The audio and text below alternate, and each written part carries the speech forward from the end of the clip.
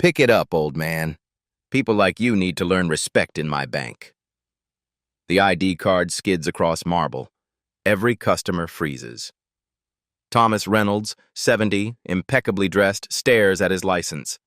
Bank manager Bradley Foster towers over him, smirking. Thomas's arthritic knees crack as he bends. Foster shifts his polished shoe deliberately, inches from Thomas's trembling fingers. Blood pounds in Thomas's ears. Decades of dignity tested in seconds. Malcolm Reynolds watches from the corner. His father's humiliation burns into memory. His expression hardens. Phone already in hand, he makes a silent decision. No one speaks. The bank's clock ticks. A choice forms in Malcolm's mind. What would you do if someone disrespected your family member right in front of you? Tell us where you're watching from. No one realizes the silent observer is about to change everyone's fortunes forever. Thomas Reynolds arrives at Westlake National Bank at precisely 10:30 a.m. His charcoal suit bears no wrinkles. His silver tie clip catches the light, and his Italian leather shoes reflect the overhead lamps. These aren't vanities. They're armor, cultivated through decades of entering spaces that questioned his belonging. He approaches the information desk with purpose. I'd like to add my son as a signatory on my accounts. Across the lobby, Malcolm Reynolds stands near a potted palm, answering emails about the $5 billion merger his company, Horizon Innovations, is finalizing with NextGen Financial Group, Westlake's largest client. He glances up occasionally, letting his father handle his own affairs. Bradley Foster notices the elderly black man at the information desk. His eyes perform a quick assessment. Outdated suit, probable fixed income, minimal deposits. Not worth his personal attention. He signals a junior associate. Annette, help the gentleman. Thomas speaks clearly. I specifically requested the manager. These are premium accounts with complex changes. Foster's eyebrows rise slightly. Premium accounts? He approaches reluctantly, professional smile not reaching his eyes. He checks Thomas's accounts on his tablet. The balances are respectable but not impressive by Foster's standards. What can I help you with today? Foster asks, speaking louder than necessary. I need to add my son as a signatory on all accounts. Foster nods, explaining basic banking procedures Thomas undoubtedly already knows. Of course, we'll need to verify your identity first. Banking regulations, you understand. He emphasizes regulations, as if Thomas might find the word challenging. Malcolm answers an urgent merger email. The message mentions Westlake National handling the $5 billion transfer tomorrow. Foster requests identification. Thomas produces his driver's license. Foster takes it between his fingertips, examining it with exaggerated scrutiny, turning it over multiple times as if suspecting forgery despite the clear holographic security features. This seems... Foster lets the sentence hang, implying doubt without stating it. Thomas maintains perfect composure, hands folded on the counter. Decades of similar interactions have taught him patience. The temperature in the room seems to drop when Foster's fingers release the ID card deliberately toward the floor. The ID card hits the marble with a sharp crack. Conversations halt. Eyes turn. Thomas stares at Foster, who maintains unwavering eye contact, the corner of his mouth lifting slightly. I'll need valid identification, sir, Foster says, voice carrying across the suddenly quiet lobby. Thomas points to the floor. You just dropped my valid identification. Foster shrugs. If you need assistance bending down... Malcolm watches from across the room. His instinct screams to intervene, but he knows his father, knows when to give him space. Thomas has navigated these waters his entire life. Thomas slowly bends, wincing as his arthritic knee protests. Foster shifts his weight, his polished Oxford sliding closer to Thomas's outstretched fingers. The movement isn't accidental. Thomas notices but shows no reaction. He straightens, placing the ID back on the counter with measured control. This identification is valid. Foster picks it up between two fingers as if handling something contaminated. The address seems inconsistent with our records. I've lived at 1842 Maple Avenue for 30 years, Thomas replies evenly. A young teller watches the exchange, discomfort evident in her posture. She looks away when Foster glances in her direction. Malcolm steps away from the wall, approaching slowly. His tailored suit costs more than Foster's monthly salary. Foster notices him immediately, assessing the expensive fabric, the confident stride. "I'll be with you shortly, sir," he tells Malcolm dismissively, assuming no connection between the two men. "I'm with him," Malcolm says, gesturing toward Thomas. Foster's expression shifts, recalibrating but still not grasping the full situation. "Your father?" he asks, poorly disguised surprise in his voice. "Yes," Malcolm answers simply. Foster's eyes dart between them. "You don't look like you're from the same—" He stops, the implication hanging in the air like smoke. Thomas remains perfectly still, a lifetime of similar moments providing him well-practiced composure. Malcolm's jaw tightens almost imperceptibly. "From the same— what, exactly?" Foster doesn't answer, suddenly busy with his tablet. Malcolm's hand slides into his pocket, touching his phone, making a decision that will reshape the future of everyone in the room. Foster processes the father-son relationship, but his demeanor doesn't soften. "We'll need additional verification for security purposes." He taps his tablet screen. "For certain accounts, it's bank policy." "Certain accounts?" Malcolm asks. Foster ignores the question. "A second form of identification, please." Thomas produces his passport without comment. Foster examines it with theatrical scrutiny, flipping pages slowly. A female customer approaches the counter beside them, but Foster waves her toward another teller without looking up. "Also, I'll need to see a credit card and Social Security verification." Thomas extracts his Social Security card and Platinum Amex from his wallet. Foster inspects each document, holding them to the light unnecessarily. Customers in line watch the excessive verification process with uncomfortable glances. "The signature appears inconsistent," Foster claims, though Thomas's elegant handwriting remains remarkably consistent across all documents. "I'll need a current signature sample." He slides a form across the counter. Thomas completes it with the same dignified precision that has defined his life. His pen strokes are steady, deliberate. Foster compares it to the signature card on file, pretending to find discrepancies. "I'm not convinced this matches our records." "It's identical," Thomas says quietly. "Perhaps we should try again."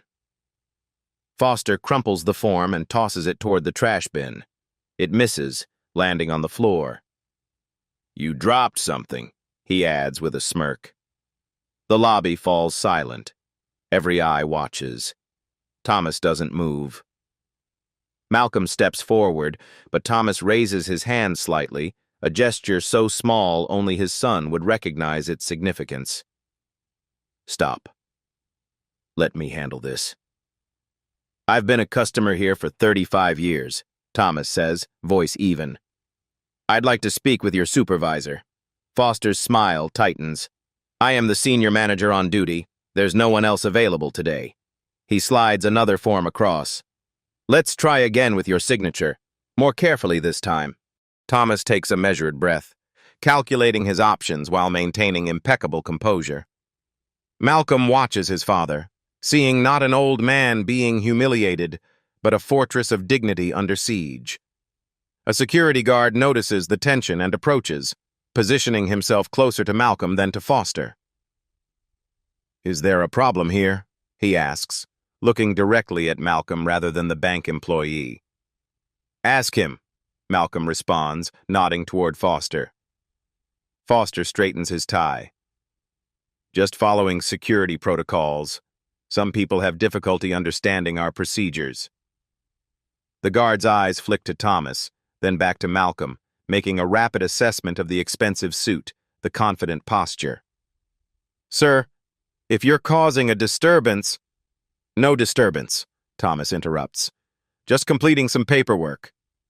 He takes the form and signs it with perfect penmanship, exactly as he did the first time. Malcolm's phone buzzes. He glances at the screen. A text from Claire Davidson, NextGen's CEO. "Ready to sign merger docs tomorrow. 5 BI wire transfer through Westlake National as discussed." Malcolm's fingers tighten around his phone as 5 billion reasons to walk away battle with one compelling reason to stay. Thomas slides the second signature form across the counter. Foster analyzes it with the same skepticism, though the signature is flawless. Finally, he nods with reluctant acceptance. "This will do, I suppose." Foster begins processing the signatory change with deliberate slowness. His fingers tap the keyboard at half speed. He explains basic banking concepts to Thomas as if speaking to someone unfamiliar with financial matters. "A signatory, Mr. Reynolds, means your son can access your accounts. Do you understand this concept?" Thomas nods once, maintaining his dignity. "I understand perfectly." Malcolm steps away, answering his vibrating phone. "Malcolm Reynolds." "Malcolm, it's Claire Davidson. Just confirming tomorrow's signing. Everything on track?" NextGen's CEO sounds eager, excited. "Yes, everything's set," Malcolm responds, voice deliberately carrying. "The $5 billion transfer through Westlake National as agreed." He watches Foster from the corner of his eye, but the manager remains focused on belittling Thomas. "Excellent.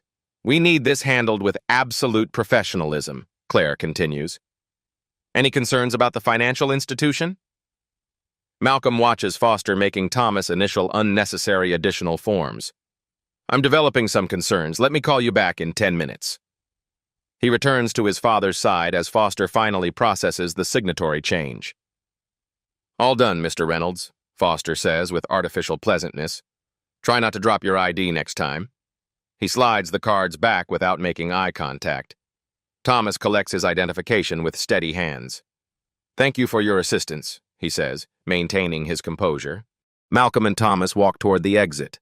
The security guard watches them leave, hand resting unnecessarily on his holster. "You didn't have to let him treat you that way," Malcolm says quietly once they're outside. "I've navigated worse," Thomas responds, straightening his tie. "Some battles aren't worth fighting."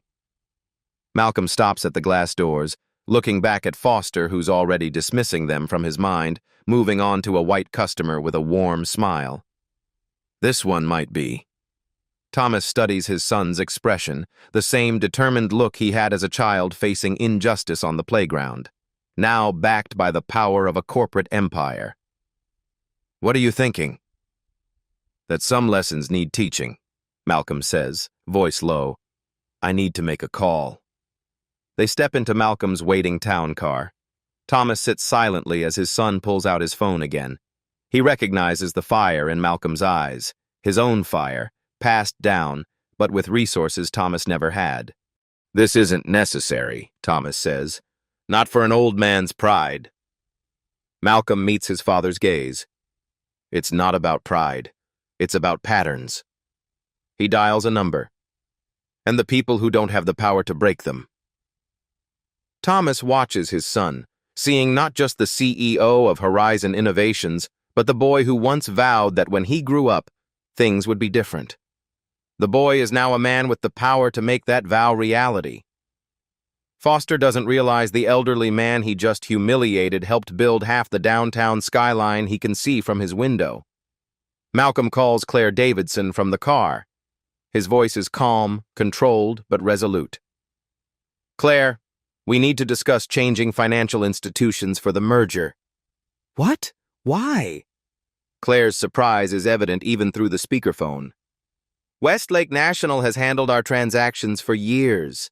Their team is already prepared for tomorrow. I just witnessed their senior manager display unacceptable behavior toward my father," Malcolm explains, describing the incident without emotional embellishment. "I won't direct $5 billion through an institution with that culture." Claire hesitates.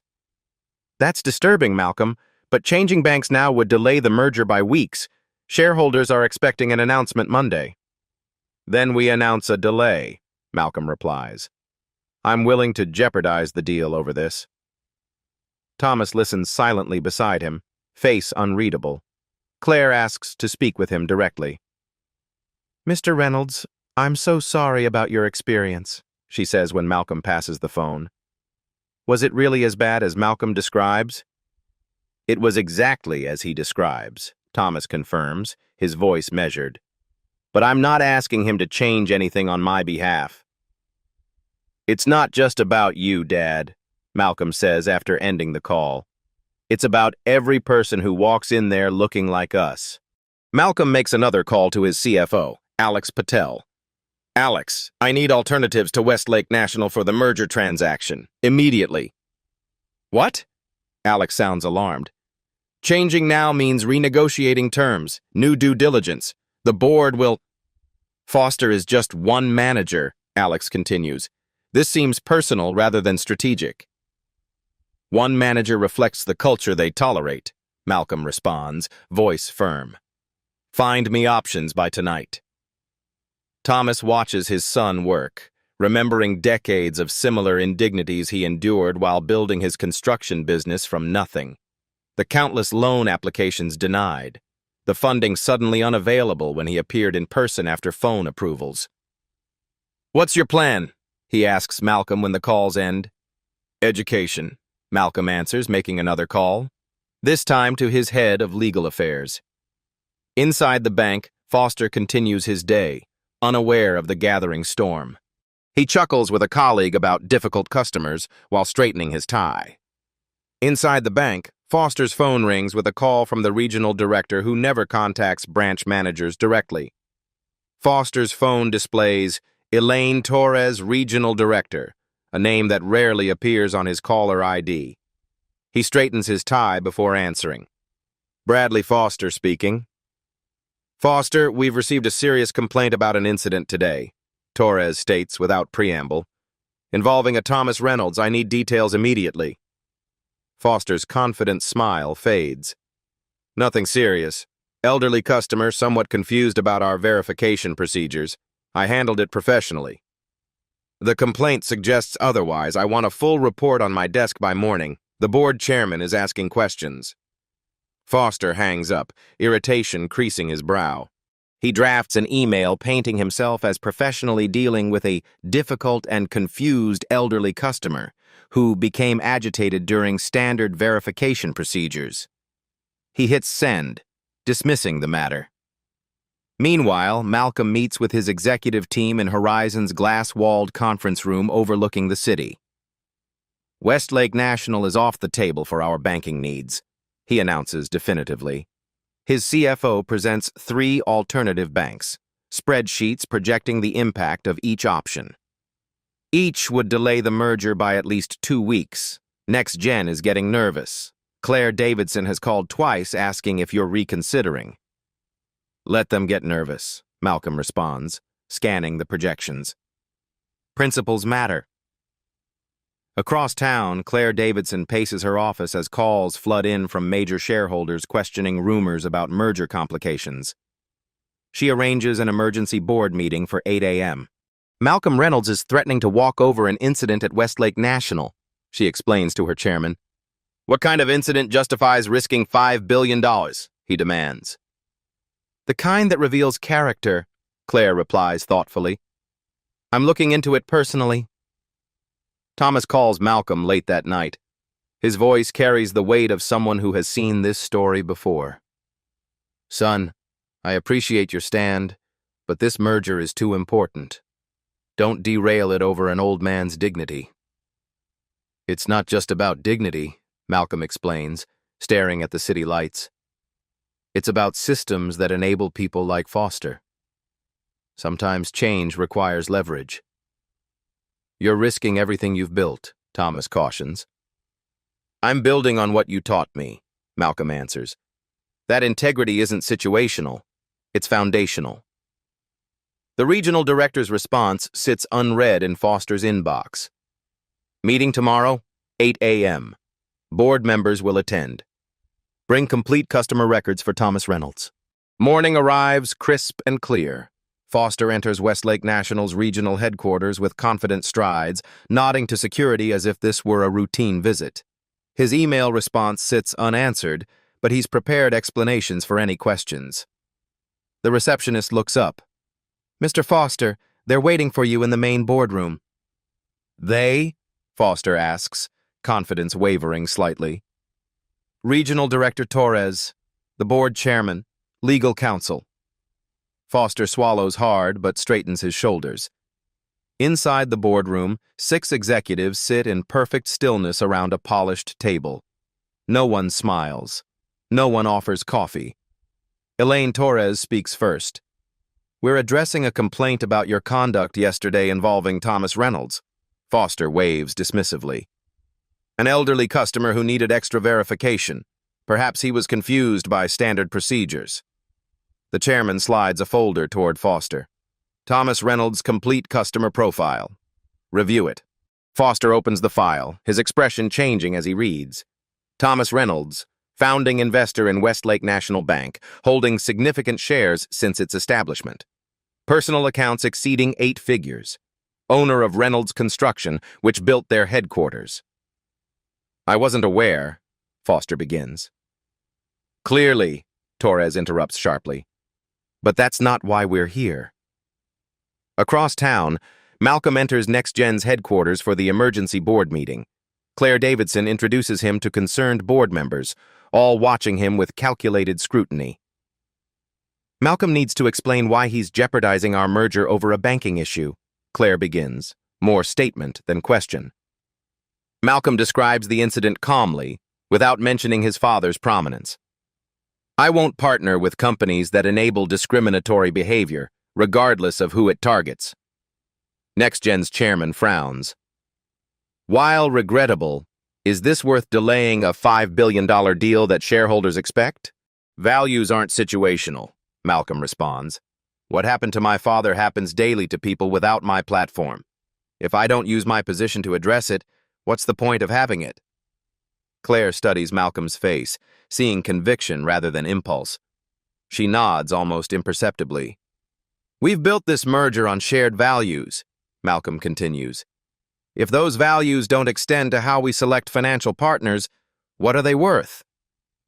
As Foster stumbles through explanations, the bank's security director quietly enters the boardroom and places a USB drive on the table. The security director inserts the USB drive into a laptop. The boardroom screen flickers to life, displaying multiple camera angles of yesterday's incident.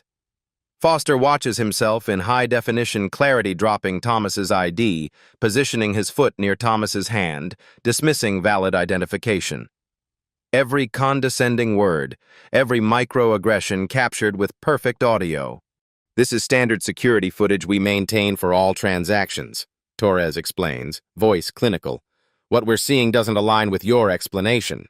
Foster shifts defensively.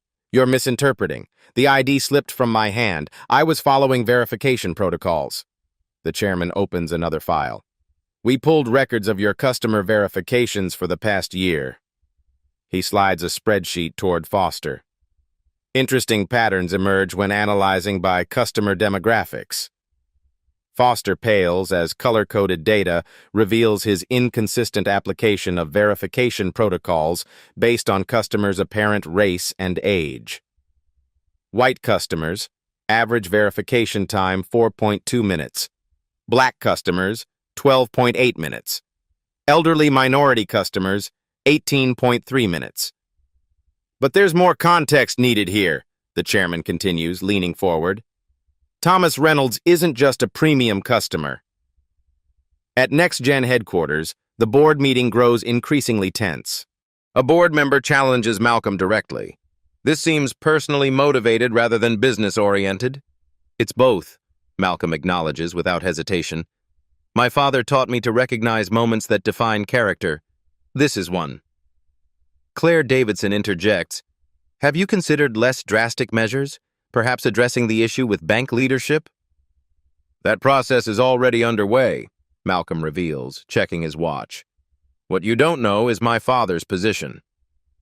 Back at Westlake National's boardroom, The chairman explains Thomas Reynolds' role on the Federal Banking Ethics Committee and his ongoing work documenting discriminatory practices for congressional testimony. For 3 years, he's been quietly gathering evidence across multiple institutions, Torres says, voice steady. Yesterday wasn't just about adding his son as a signatory. It was a standard test of service quality they perform nationwide. Foster realizes the magnitude of his actions. I had no idea who he was. That's precisely the point, the chairman responds sharply. Equal treatment shouldn't depend on knowing someone's importance. The security director plays another clip Malcolm's phone conversation in the bank, clearly mentioning the $5 billion merger using Westlake National. Do you recognize what you've done? Torres asks Foster. You've potentially cost this institution billions in fees and damaged our reputation with 2 major corporate clients. Foster's collar suddenly feels too tight. If I'd known who they were, you would have treated them differently, the chairman finishes. That's exactly the problem. At NextGen, Malcolm reveals his father's role in banking oversight. He's been documenting discriminatory patterns for years. Yesterday's incident will feature in his congressional testimony next month. NextGen's board members exchange alarmed glances, realizing the broader implications. This puts us in a difficult position, the chairman admits. It puts us in the right position, Claire counters. Do we want to be on the right side of this issue when it becomes public? Malcolm stands. I'm not using this as leverage. I'm simply making a choice about the institutions we partner with. You're free to make your own. The board chairman clears his throat. Perhaps we should consider supporting your position, Mr. Reynolds, for both ethical and practical reasons. At Westlake National, Foster attempts damage control.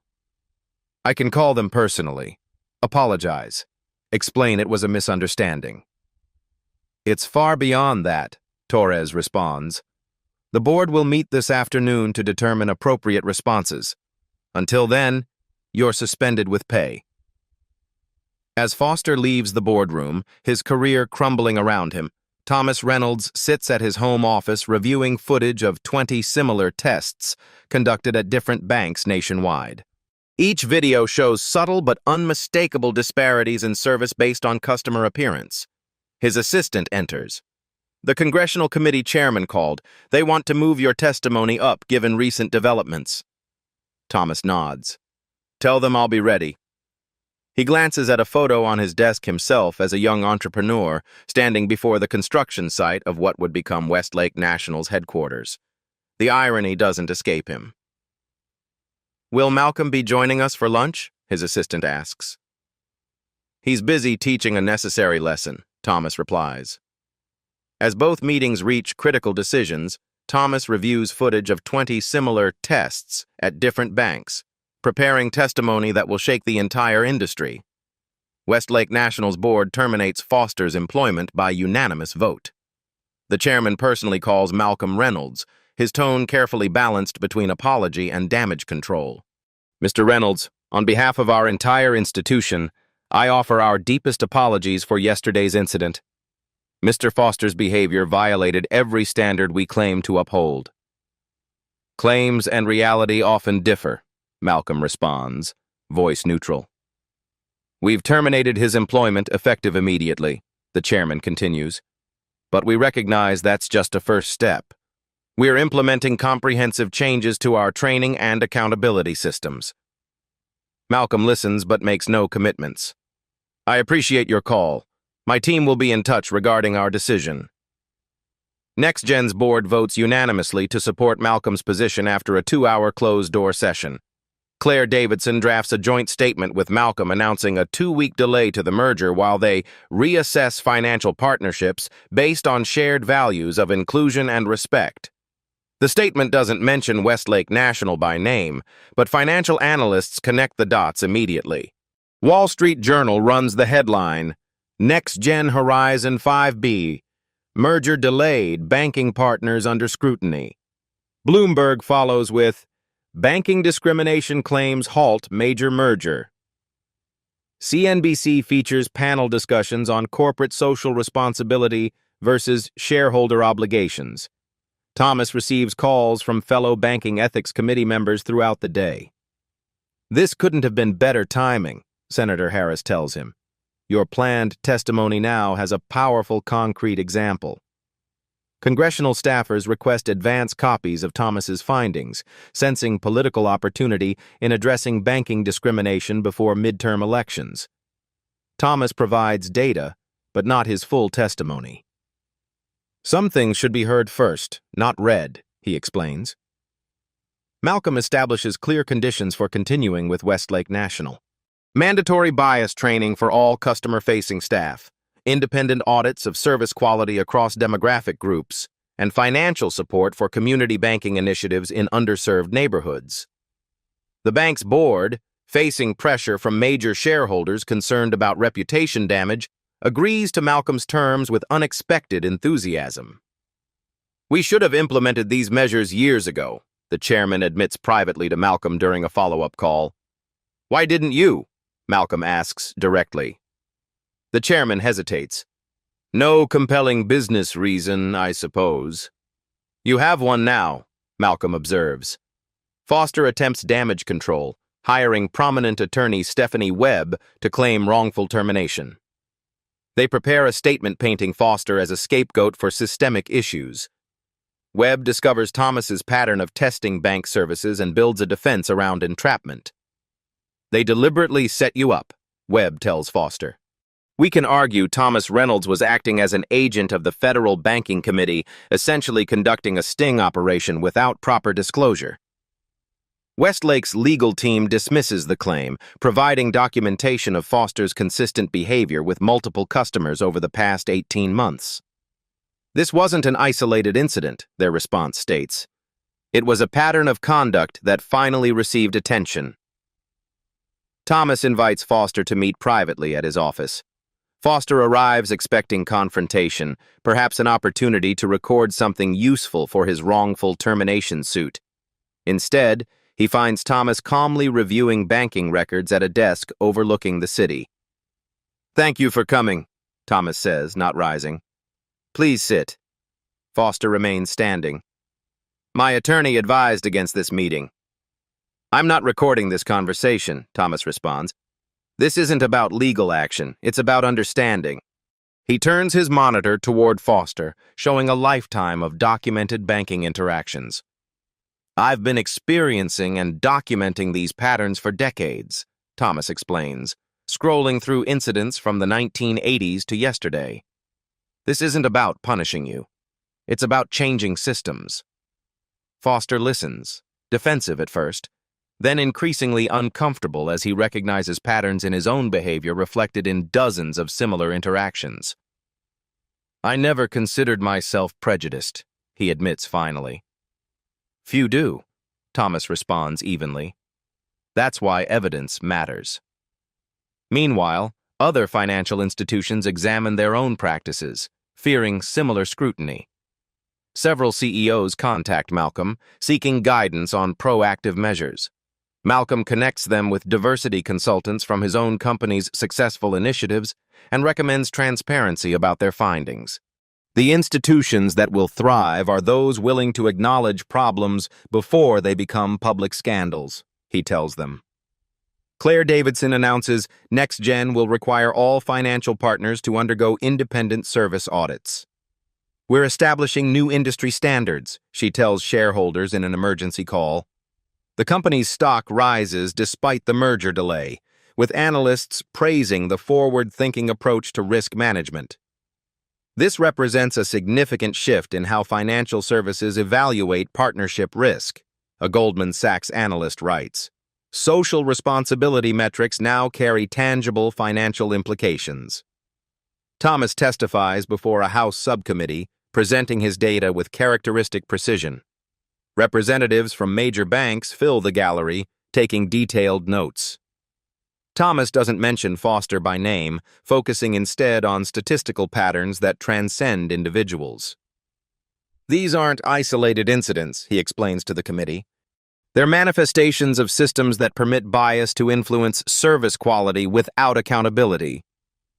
When asked about potential solutions, Thomas outlines the same measures Malcolm required from Westlake National. Training without testing is just performance, he concludes. Regular independent audits are essential. Regulatory agencies begin drafting new guidelines based on Thomas's recommendations. The Comptroller of the Currency announces plans for mystery shopper testing across demographic groups as part of regular bank evaluations. Foster watches the testimony from his attorney's office, seeing his career implode on national television without his name being mentioned once. He's not even angry, Foster observes, surprised. That makes him more dangerous, Webb responds. Anger can be discredited. Data cannot. Malcolm and Claire finalize new terms with 3 banking partners for their merger, including Westlake National under its new compliance conditions. The $5 billion deal proceeds with a 3-week delay, ultimately closing with stronger oversight provisions than originally planned. The delay cost us some momentum, Claire acknowledges during the signing. But we've gained something more valuable, a template for ethical partnership evaluation that will serve us for decades. Malcolm nods. Sometimes progress requires temporary discomfort. As Foster leaves his meeting with Thomas, he notices a familiar face in the waiting room. Another bank manager from across town, looking nervous as Thomas's assistant invites him in. Foster receives notice to appear before a Federal Banking Commission hearing. The formal letter outlines charges of discriminatory practices and violation of equal service provisions under banking regulations. His attorney, Stephanie Webb, reviews the document with growing concern. They're making an example of you, she concludes. I recommend settling privately.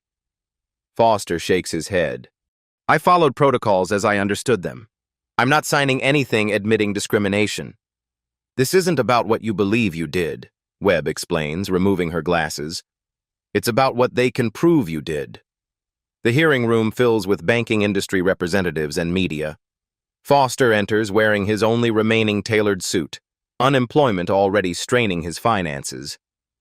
He takes his seat at the respondents' table, noticing Thomas and Malcolm Reynolds seated in the front row of observers. The commissioners review the security footage frame by frame. Foster watches himself on screen, seeing his actions through others' eyes for the first time. His confident defense wavers. Mr. Foster, Commissioner Abrams begins, your verification history shows customers of color experienced verification times averaging triple those of white customers. How do you explain this disparity? Foster straightens his tie. Different situations require different levels of scrutiny. I was following risk assessment protocols. Were you aware Mr. Reynolds had been a customer for 35 years with no security incidents? That information wasn't immediately available to me. Commissioner Abrams leans forward. Would you have treated a wealthy-looking white customer the same way? Foster hesitates too long before answering. I believe I treat everyone equally. The room fills with murmurs. Commissioner Abrams lets the silence expand before continuing.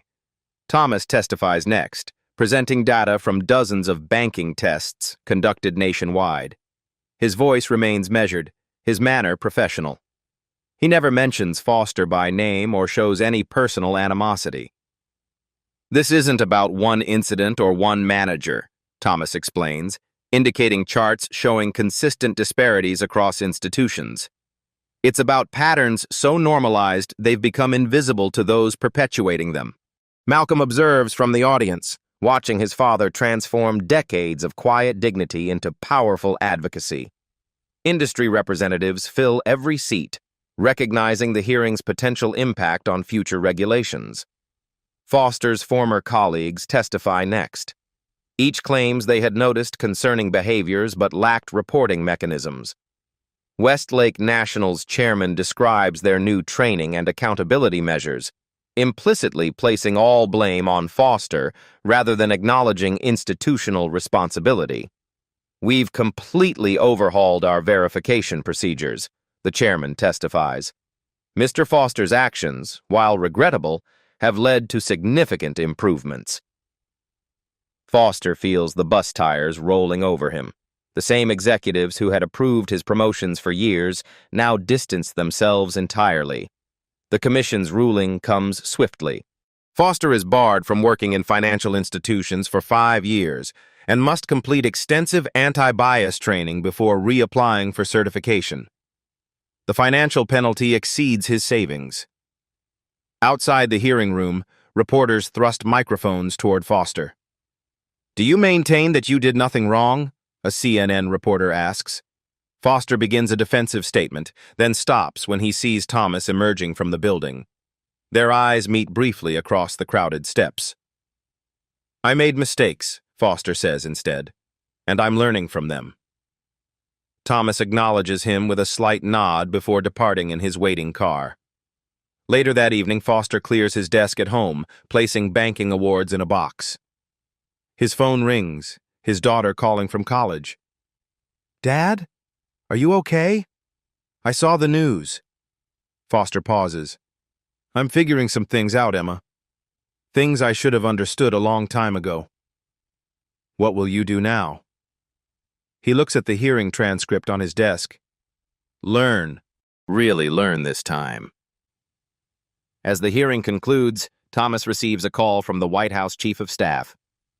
"The President has read your testimony and wants to discuss a new banking oversight initiative." 6 months later, Malcolm and Claire finalize their merger in Horizon's sunlit boardroom. Representatives from 3 banks witness the signing a consortium selected after passing rigorous service quality audits. The $5 billion deal establishes new contract language now being adopted industry-wide. Ethical service requirements with measurable benchmarks and accountability provisions. 5 years ago, this language would have been considered extraneous, Claire observes, signing the final document. Today, it's becoming standard. Malcolm nods. Change happens gradually, then suddenly. Across town, Thomas testifies before a joint congressional committee. Cameras broadcast his presentation nationwide. His testimony presents comprehensive data on banking discrimination, delivered with measured dignity rather than accusation. The patterns persist because they remain invisible to those who don't experience them, Thomas explains, advancing to his next slide. Making them visible creates the opportunity for systematic improvement. His approach resonates across political lines. Even representatives initially skeptical find themselves unable to dismiss the meticulously documented evidence. The committee fast-tracks new transparency requirements for financial institutions, requiring regular demographic service quality audits with public reporting. Foster, unable to find work in banking, enrolls in a sociology program studying systemic bias. His perspective as both perpetrator and witness proves valuable in research contexts. He occasionally speaks at industry events, sharing his evolution with unexpected candor. "I didn't recognize my own patterns until seeing them from the outside," he tells a banking conference in Chicago. Systems don't just perpetuate themselves. People like me perpetuate them through daily actions we don't examine. His story becomes a case study in business ethics courses at leading universities. Westlake National implements industry-leading bias training and anonymous service testing. Their chairman invites Thomas to join their board, a position that would come with substantial compensation. "Your perspective would be invaluable," the chairman urges over lunch. Thomas declines politely. "I'm more effective as an independent observer," he explains, recommending qualified candidates from underrepresented backgrounds instead. Malcolm establishes a financial literacy foundation targeting underserved communities, funding it with a percentage of the merged company's profits. Claire Davidson joins its board, bringing other industry leaders with her. "Financial inclusion requires more than access," Malcolm explains at the foundation's launch. "It requires equal treatment once access is obtained." Banking regulators adopt Thomas's testing methodology nationwide, creating accountability metrics for service quality across demographic groups.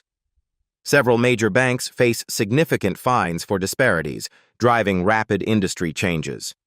Compliance departments expand, statistical analysis of service patterns becomes standard, and executive compensation increasingly ties to equity metrics. Trade publications that initially questioned the business case for such measures now feature success stories of institutions that implemented changes proactively. The Reynolds Standard, as industry insiders now call the benchmark practices, transforms from regulatory burden to competitive advantage as consumers increasingly consider equity metrics in banking choices. As Thomas prepares to retire from the Banking Ethics Committee, he receives applications from dozens of young professionals hoping to continue his work, including Foster's daughter. 1 year later, Thomas and Malcolm meet for dinner at Aveline, an upscale restaurant overlooking the city. The maitre d' treats Thomas with genuine respect, unaware of his prominence. Malcolm notices and smiles. "Some things are changing," he observes, unfolding his napkin. "Slowly," Thomas agrees, "but meaningfully." They discuss the industry transformations their actions sparked. The merger thrives, with their company's ethical banking requirements now adopted by competitors. Thomas shows Malcolm letters from people sharing similar experiences, thanking him for his advocacy. "This one's from a small business owner in Atlanta," Thomas says, passing his tablet across the table. She writes that her loan application process felt different this time, like being seen as a client rather than a risk. Malcolm reads, nodding. "One interaction at a time." "I spent decades tolerating what I should have challenged," Thomas admits, his reflection visible in the window overlooking the city he helped build. "I wonder how much could have changed sooner." "You were documenting, building evidence," Malcolm counters. "That patience made the change more permanent." Their server approaches, a young man with an easy professionalism. "Gentlemen, I'm pleased to inform you that your dinner has been paid for anonymously." Malcolm raises an eyebrow. "That's very kind. Can we thank our benefactor?" The server hesitates, then discreetly gestures toward a corner table where Foster sits with a young woman, his daughter Emma. Foster raises his glass slightly in acknowledgement before standing to leave. Thomas watches him depart. "Accountability without redemption is just punishment," he tells Malcolm. "Real change needs both." Emma approaches their table while her father waits by the door. "Mr. Reynolds," she says to Thomas, "I wanted to thank you personally. Your work inspired my thesis." She places a business card beside his plate. "I start at the Banking Ethics Committee next month." Thomas takes the card, smiling genuinely. "The next generation improves on our work." After she leaves, they finish dinner in comfortable silence. Thomas eventually speaks, reflecting on his journey from young construction entrepreneur facing constant banking obstacles to influential advocate for systemic reform. "The most powerful response to disrespect isn't anger," he says. "It's strategic change." Malcolm considers his father's wisdom. "You never taught me to fight back directly." "I taught you to build instead," Thomas corrects.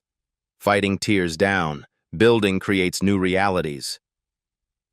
They step outside into the cool evening air. Across the street, a new bank branch displays its name in understated lighting. Beneath it, Thomas's quote appears in elegant lettering. "Equal respect shouldn't depend on knowing someone's importance." Malcolm reads it, then looks at his father. "Your words." "Their choice," Thomas responds. "That's how you know it's real change." They walk together toward their waiting car, two generations who transformed a personal indignity into industry-wide reform. Not through vengeance, but through strategic persistence and the patient application of influence. "Was it worth it?" Malcolm asks. "The risk to the merger? The public scrutiny?" Thomas watches the city lights reflect off glass towers. "Ask me in another generation, when no one remembers it was ever different." Dignity doesn't demand revenge. It requires creating systems where disrespect can't thrive. If our story about dignity, justice, and strategic change resonated with you, tap that like button now. Every like helps us bring more powerful stories like this one to people who need to hear them. This is just one of many true stories of courage and consequence we share here at PAP Stories. Subscribe now and hit the notification bell so you never miss our new uploads. Remember, real change happens when brave people stand their ground. Join our community of changemakers today by subscribing to PAP Stories.